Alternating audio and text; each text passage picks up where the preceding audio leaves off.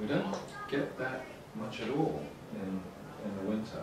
And from October to March, I think we're, even if we're out, even if we're up in the mountains skiing or cross-country skiing or whatever, it's just pretty difficult. If your shadow's longer than you are, it doesn't work, is the story.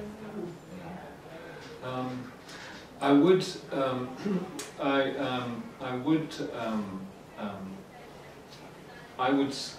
would suggest that a cornerstone of a sort of a prophylactic approach to influenza prevention would involve vitamin D.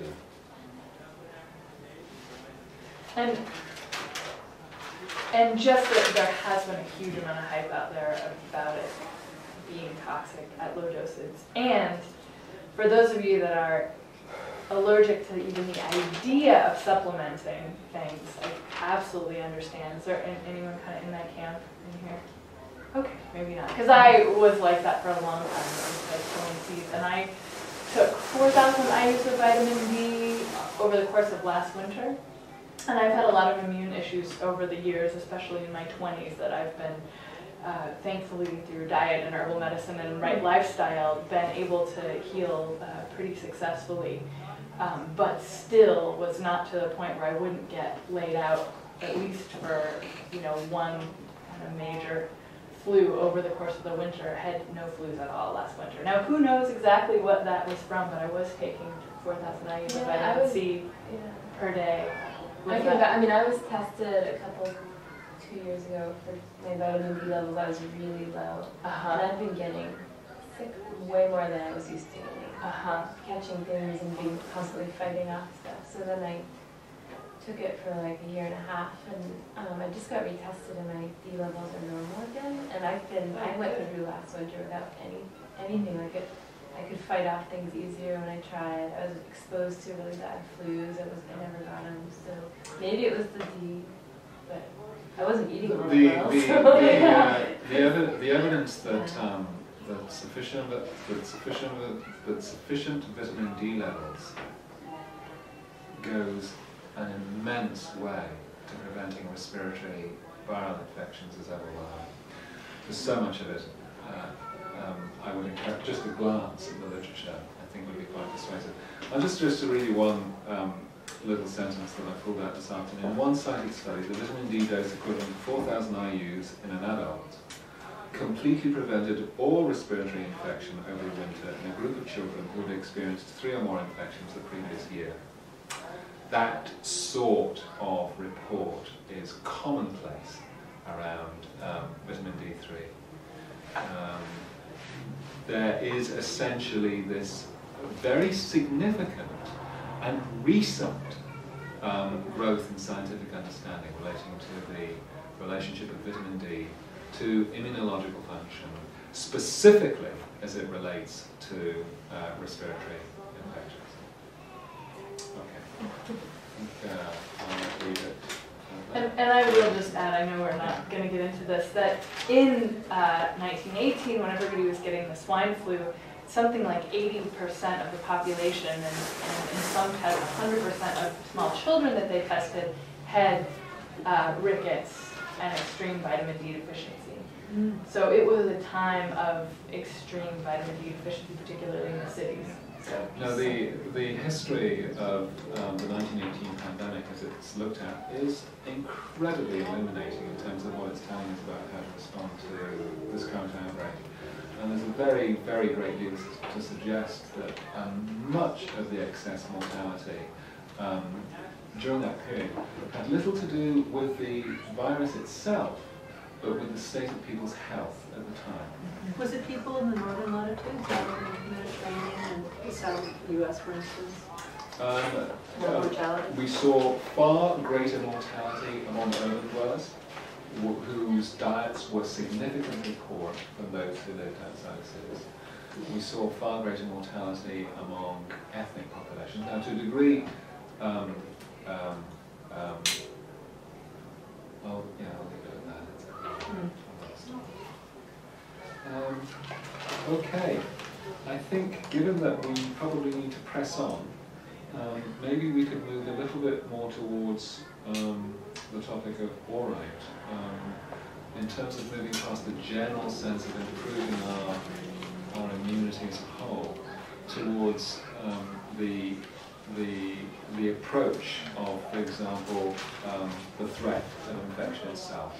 If you get it. If you feel that if people around you are getting it, and if you get it, how do we treat it? I think maybe what I might do is just run briefly through what flu is, just in case you don't know. It helps to know if you're getting flu, if you are, for example. It tends to come on extremely suddenly and abruptly. It's not like a common cold. You don't tend to wander around saying, oh, I think I might be coming down with a cold. It tends to come in, boom, like a big crash. Before you know it, you've got it. The typical symptoms: fever, high fever, sudden and abrupt, a dry cough, initially chills, sore throat, headache, muscle pain, weakness, fatigue. In children, you'll sometimes see vomiting, diarrhea, ear infections. Those are the primary symptoms as they kick in initially. And I'll just add to that, the fatigue is often an extreme exhaustion. It's not just like a cold where you're like, okay, maybe I can go to work. No. You know, usually you're down. My father, who's an industrial pharmacologist, he would always say, he would always talk about influenza being a £5 test. He would say, you put a £5 note on someone's lawn, and if they're well enough to get up and pick it up, they don't have the flu. You are quite smashed.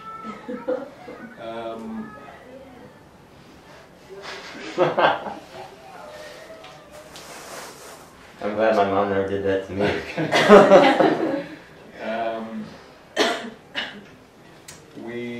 People do refer to the stomach flu or 24-hour flu, particularly in children. That's not actually an influenza. That tends to be generally gastroenteritis. And there are a series of other what are called influenza-like illnesses that are popping around, but we won't get too much into those. Typically, the course of, in terms of infectiousness, most people are infectious for about 2 to 3 days before symptoms come on strong. In children can be infectious for 6 or more days beforehand, and they can be infectious up to, say, maybe 2 or 3 weeks afterwards. Children are major vectors for influenza, shedding viruses. Wait, you said they were infectious 2 to 3 days before and 2 to 3 Adults generally 2 to 3 days before, children 6 days or more before. And then after. And then afterwards, generally infected, one tends to be infectious for about 10 days, but with children it can go much longer. People with repressed immune systems can be infectious for months afterwards. And just because influenza's about, and because you catch it, doesn't necessarily mean you're going to get sick. You can catch it and proceed and develop immunity to it, and not even notice that it's going along. And symptoms can be and be contagious. I mean, symptoms can be totally sort of subclinical. And perhaps the majority of, I don't know if the majority of people have caught it, but there's certainly a great deal of evidence to suggest that most people during the 1918 pandemic did not develop clinical symptoms. Well, that's actually,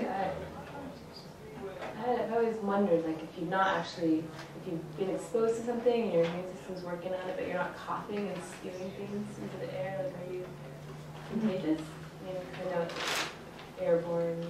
If you're not slaughtering people, then You're still contagious, but you're probably not. just less likely. Right, it's just lower the factor. I mean, just even breathing little moisture molecules to get out there. And typically one is feeling sick for about a week. However, I see various suggestions that typically the course of the illness will last between 4 to 6 days, 4 to 10